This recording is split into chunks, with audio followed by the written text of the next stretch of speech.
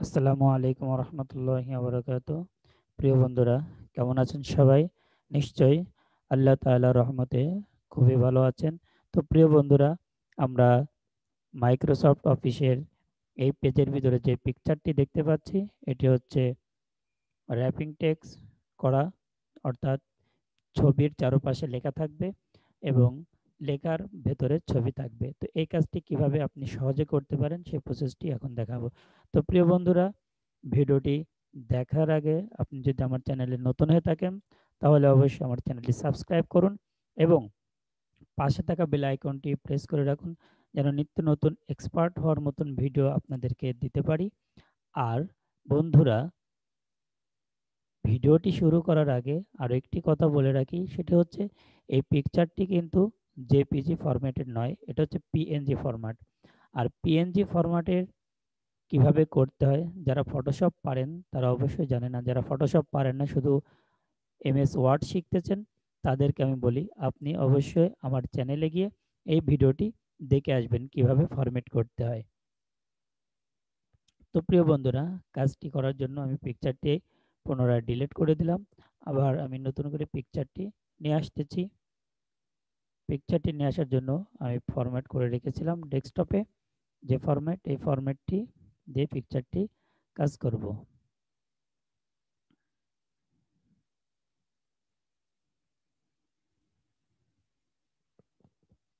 এভাবে করে আমি জায়গা মতন আমি পিকচারটি বসিয়ে নিলাম এবং একটু রোটেশন বা রিসাইজ করে নিলাম।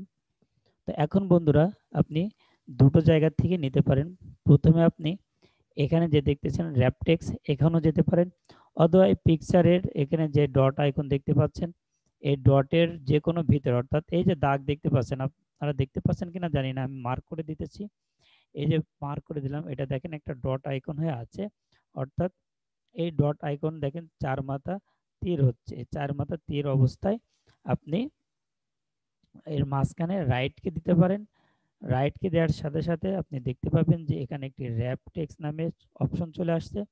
এবং আর আপনি যদি এই জায়গাতে যান তাহলে এখানেও আপনি দেখতে পাবেন যে এর ভিতরে ক্লিক করলে আপনি র্যাপ টেক্সট নামে একটি এডিট র্যাপ পয়েন্টস নামে একটি অপশন পেয়ে যাবেন। তো বন্ধুরা, আপনি চাইলে যে কোনো জায়গার একটি জায়গায় যেতে পারেন।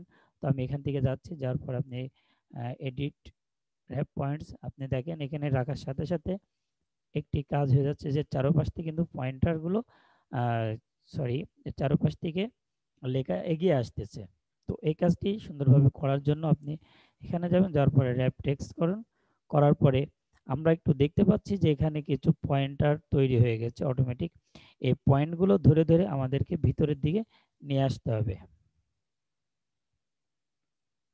আর যেখানে যেখানে দেখবেন, যেমন এখানে যদি পয়েন্টারটা এখানে থাকতো তাহলে আপনি এটা টেনে নিয়ে ভিতরের দিকে নিয়ে আসুন, তাহলে দেখতে পাবেন যে আপনার লেখাগুলো চারপাশে সুন্দরভাবে এসে গেছে। তো প্রিয় বন্ধুরা, ভিডিওটি এ পর্যন্ত ভালো লেগে থাকলে অবশ্যই লাইক করবেন আর ভিডিওটি বন্ধুদের কাছে শেয়ার করে দিবেন। প্রিয় বন্ধুরা, আমার চ্যানেলটি অবশ্যই সাবস্ক্রাইব করবেন। ধন্যবাদ। আসসালামু আলাইকুম ওয়া রাহমাতুল্লাহি ওয়া বারাকাতুহু।